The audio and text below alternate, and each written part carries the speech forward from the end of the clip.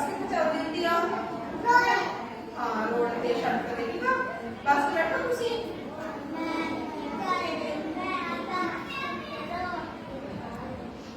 अच्छा very good.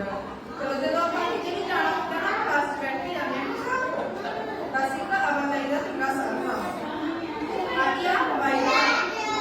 हाँ aeroplane हवाई जहाज है। ये कितने चल रहा है?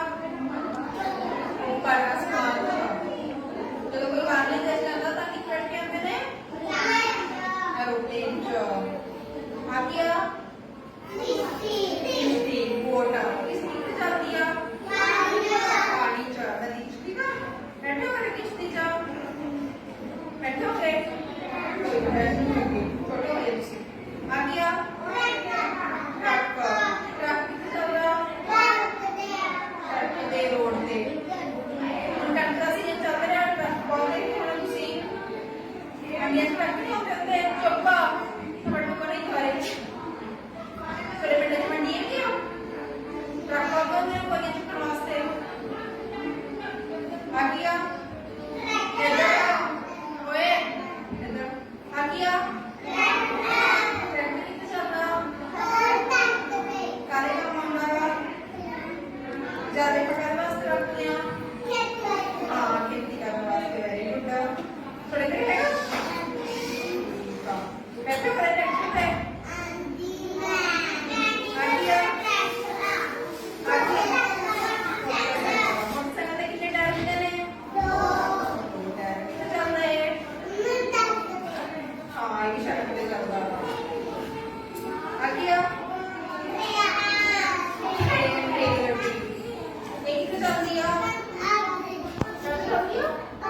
हाँ पटड़ियां ते सड़क ते नहीं चलती है वास्ते स्पेशल पटड़ियां बनाई होंदियां ने।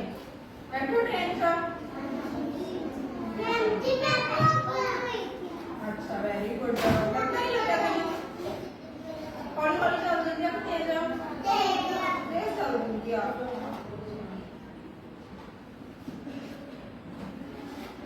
आ गया का गड्डी कितने टायर ने? दो रुपए ने देखो चार आ देखो एक दो तीन चार गड्डी कितने चल रही है? सड़क पे कितने जने बैठे ना गड्डी च? बड़े बड़े नहीं गड्डी से दो जने थोड़ा बैठते हैं पांच जने बैठे हैं। गड्डी भी किया एक आवाजाही का साधन आ गया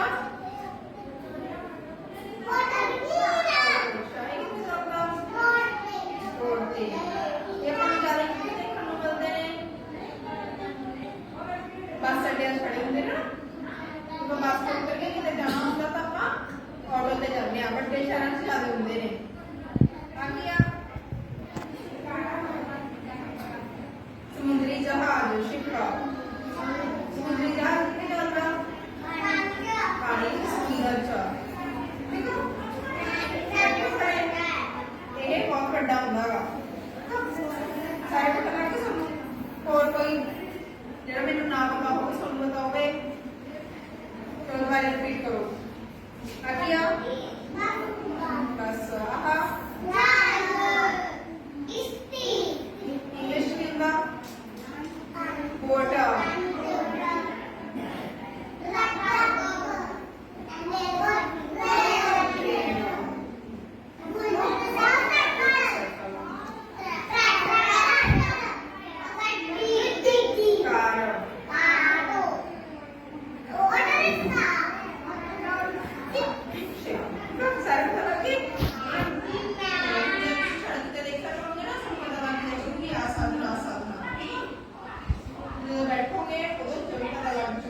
मेरे सानू की फायदे ने ये की फायदे ने बैठना ज्यादा आराम मिलता है कुछ बैठना मिलता है ठीक है। केड़ी चीज जब जल्दी पहुंचते हैं केड़ी हौली पहुंचते हैं ठीक है।